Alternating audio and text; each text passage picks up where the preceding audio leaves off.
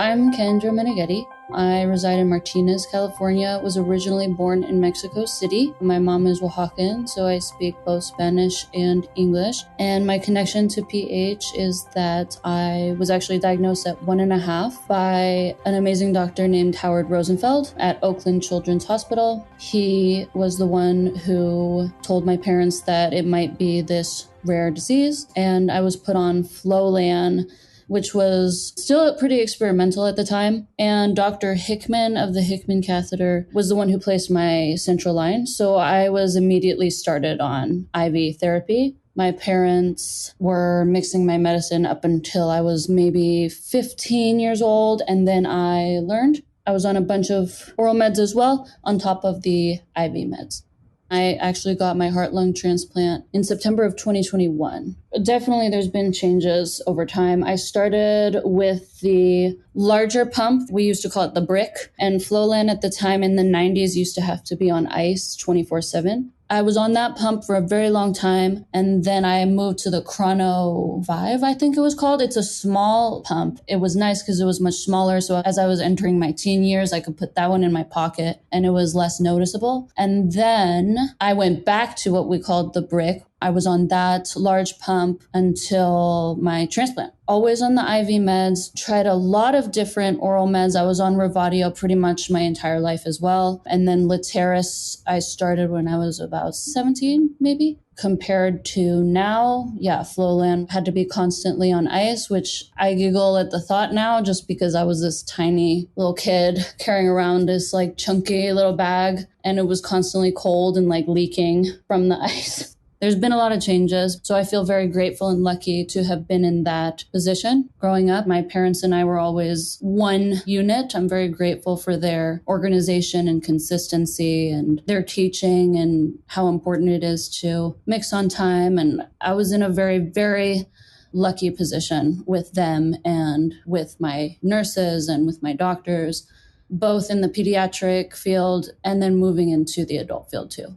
I started having a lot of syncope episodes in my early to late teens, as well as episodes of supraventricular tachycardia. So the disease was progressing, which I knew. I knew that growing up. I knew that that would be, a prevalent situation, and I sort of came to terms with that. And the syncope was definitely difficult. But around 16, we met with some doctors at Lucille Packard. We visited the transplant team. They said that this was something that may come to fruition in time. At that age, it didn't. So I transferred completely to Stanford as a new patient. They ran all the preliminary testing and told me that I was like a good recipient for transplant. And I was put on the list on and off because I've struggled with my weight all my life, not only from the right heart failure and the pulmonary hypertension, but my dad's side of the family is incredibly thin. So I had my genes working against me as well. But in 2021, I finally did have my transplant.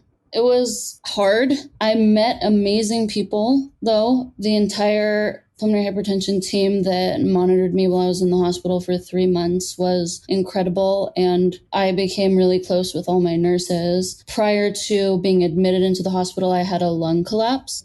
I was admitted to Stanford for about a week and then was sent home for maybe 12 hours until I felt it collapse again. So it was very difficult in terms of both physically and mentally, the physical aspect being multiple chest tubes being placed and then having them fail and then having a new one put in and then just waiting 3 months in the hospital. But I feel very lucky and grateful that I have and had an excellent support system, both with my family, friends, and the medical staff. My husband told me something that stuck with me the night before the transplant, and he said, "It's out of your hands now." And that kind of calmed me down.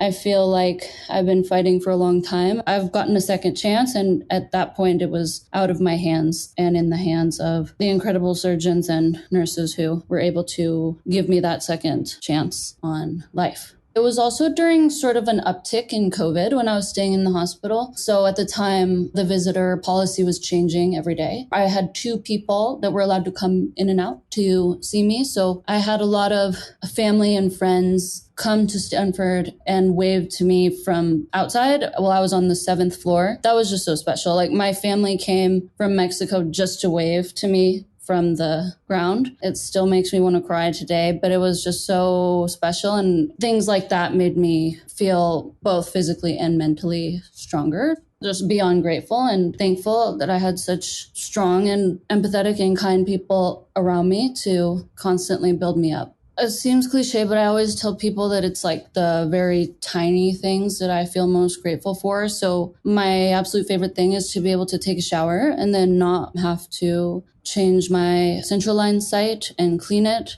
Just taking a walk around the neighborhood without being in pain and short of breath and without worrying that I'm going to faint is like beyond special. I sometimes just like start to weep while I'm taking a walk around the block because it's not something that I've ever really experienced before. I talk to my family and my husband a lot and my friends about how the world has gotten so much bigger. And I'm grateful for that every day. Even when I'm in a bad mood, I still feel grateful that I get to experience being cranky, if that makes sense. So yeah, it's vastly different. I don't think that I realized how difficult and how sick I was when I had PH. And it wasn't until after the transplant where I realized how much pain I was in every day, how much fatigue I was actually feeling all the time. And then just looking at photos of myself when I had PH, like when the disease progressed pretty heavily, is not shocking to me, but there's a distinct contrast to how I look now. I just feel very grateful. And again, it's a second chance on life. And I always have to remind myself of that. But it really is the little things that I'm most grateful for. Another one is just like being able to dance around the house and not being out of breath and being able to run up the stairs. Sometimes I just want to run up the stairs just because. So it's pretty incredible.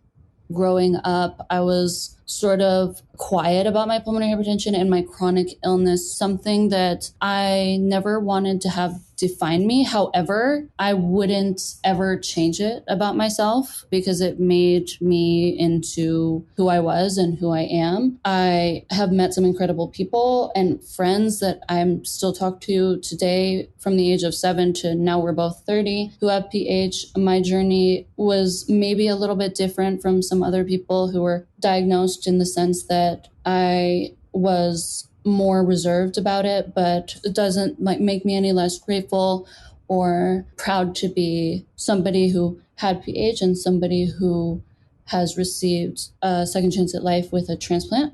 My reservation about telling everybody growing up not only had to do with the struggles of being a regular adolescent.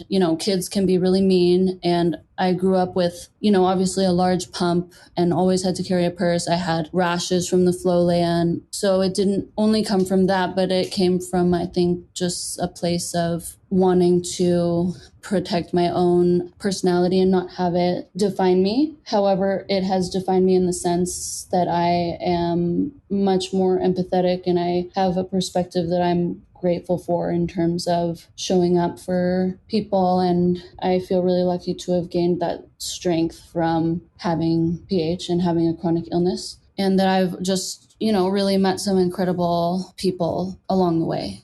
My husband and I are actually part of a band, and we have a very talented bassist and drummer. So we're a 4-piece band, and the band started when I still had pulmonary hypertension, and we're still going post-transplant. And we sing a lot about chronic illness and hospitals, both from the perspective of a patient and as a caregiver. So it's a pretty unique outlet, and it feels really good to be able to put our pain into songs, as most musicians do.